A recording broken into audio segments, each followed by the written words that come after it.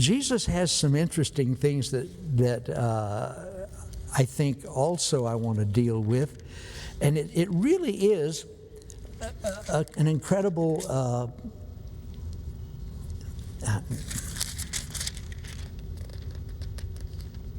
here we go. I'm sorry. It's an incredible thing to begin to understand. He says in chapter 7 of Matthew, he says, don't judge that you be judged. Judge not that you be not judged. For with what judgment you judge, you will be judged. And the measure you use, it will be measured back to you. And why do you look at the speck in your brother's eye, but do not consider the plank or log in your eye? Folks, that is visual. Let me put it this way. My wife, where are you, honey? Oh, she's back there right now. That white-haired chick back there is my wife of almost 56 years now. And what a joy she has been to me, except in one area. But it's a joy, but then there's a problem. She has a perfect set of teeth. When she smiles near a piano, it hides its face. When she goes to the dentist, they call in, come look at this. Perfect, you know. Now, the rest of the family has not been so blessed. And so when we go as a family to a dentist, you know, we're going to the dentist, and she's saying, what's the problem? It's just a dentist.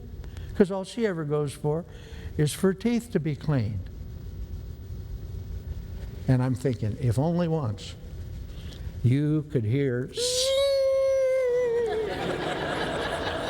and smell the fires of hell.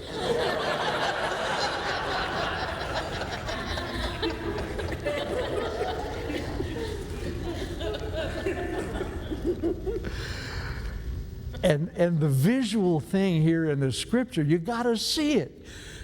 Let me look at it this way. Suppose you are going to the eye doctor, and they bring you in and seat you, and it tends to be dark in there. I don't know if that's your experience, but the last time I went to see an eye doctor, I had cataracts, and they both had to be removed. You know, I went in blind, came out seeing. It was wonderful. But I'm sitting in this dark room. And then the eye doctor comes in. And he's going to look at my eye to see what to take out. But suppose he turns toward me and there are 2 logs sticking out of his eye.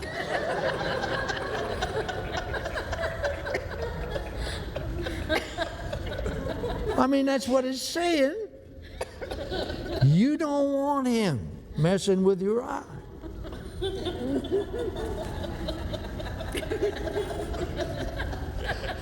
Visual, isn't it?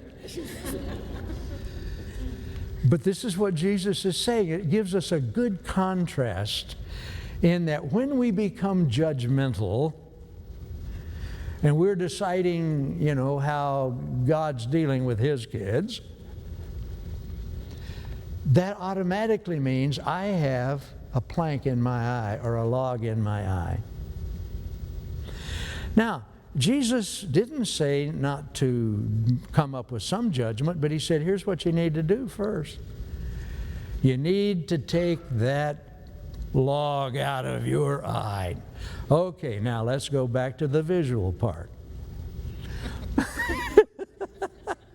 Let's say you've got a log in your eye, and the time has come. Yeah, I guess I better get this out.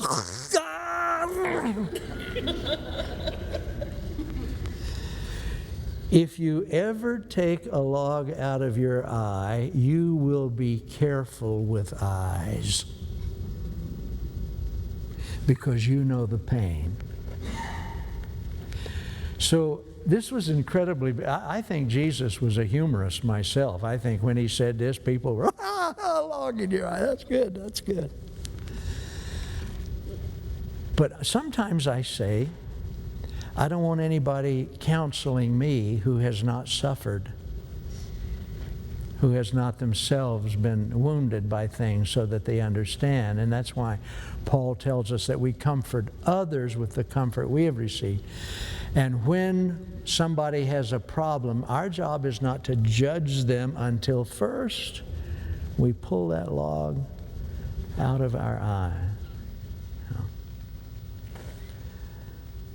Now, there came a point when my wife had to have some kind of major work done on her mouth, and she's a lot more compassionate now.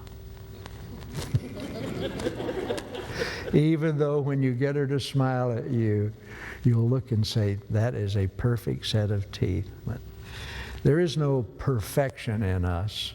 And the moment I begin to judge another of God's kids, that automatically means I got a log. And if I take it out, the pain of doing that will make me very careful with eyes. Very careful with eyes.